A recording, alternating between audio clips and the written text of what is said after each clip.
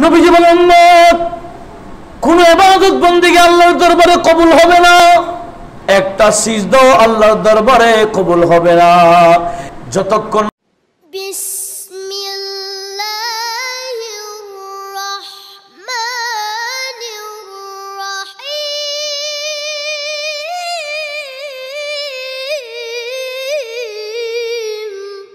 আসুন যে হাদিসটা আমি বলছিলাম, নবীজি কসম করে বলেছেন, নবীজি বলেন কোন ইবাদত বন্দেগী আল্লাহর দরবারে কবুল হবে না, বিদায় কোন বান্দার আমল লাভ হবে না যতক্ষণ আমি এবং আমার আহলে বাইতের মুহাব্বত অন্তরে স্থান দিবে না। আমাদের মুহাব্বত ছাড়া একটা সিজদাও আল্লাহর দরবারে কবুল হবে না, বিদায় ইয়াজিদীদের একটা সিজদাও কবুল হবে না। সিজদা কবুল হওয়ার জন্য ওই মুসলমানকে হুসাইনি হতে হবে। জোরে বলুন সুবহানাল্লাহ। আর ইয়াজিদীরা যতই ইবাদত করুক, যতই নামাজ পড়ুক, রাতভর জেগে জেগে ইবাদত করুক, একটা সিজদাও কবুল হবে না। এই কথাটাকে এক কবি এভাবে বলেছেন, उसके लाख सजदे भी काम नहीं आएगा,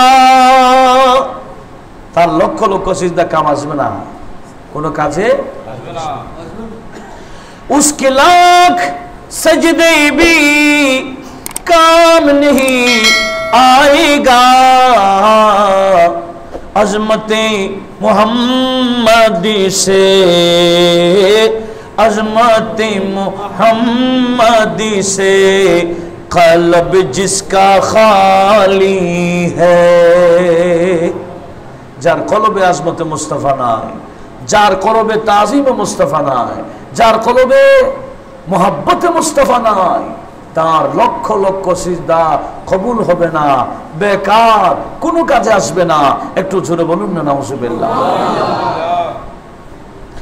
उमर भर के सिजदों की दाग है जबीनों पर, कवि बोलছে उमर भर के सिजदों की दाग है जबीनों पर, জীবন ভর সিজদা দিতে দিতে দাগ ফেলাই দিছে কোথায়? কপালে। उमर भर के सिजदों की दाग है जबीनों पर, दिल तेरा मगर न जीदी, दिल तेरा मगर यजीदी, नूरे हक से खाली है मेरे कमली वाले की, मेरे कमली वाले की शान ही निराली है, दो जहां का दाता है, पाले बोलूं ना, दो जहां का दाता है, दो जहां का दाता है, दो जहां का दाता है, दो जहां का दाता है, और हाथ भी खाली है। सलातुन या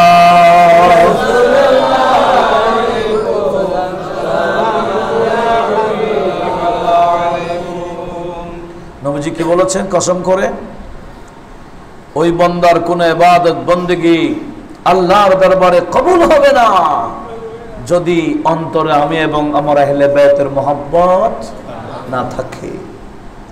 সেজন্য প্রত্যেকটা নরনারী মুসলমান প্রত্যেকের কলবে নবী এবং আলে নবীর মুহাব্বত আবশ্যক থাকতেই হবে। আর ইনাদের মুহাব্বত ছাড়া যতই ইবাদত করি না কেন কবুল হবে না।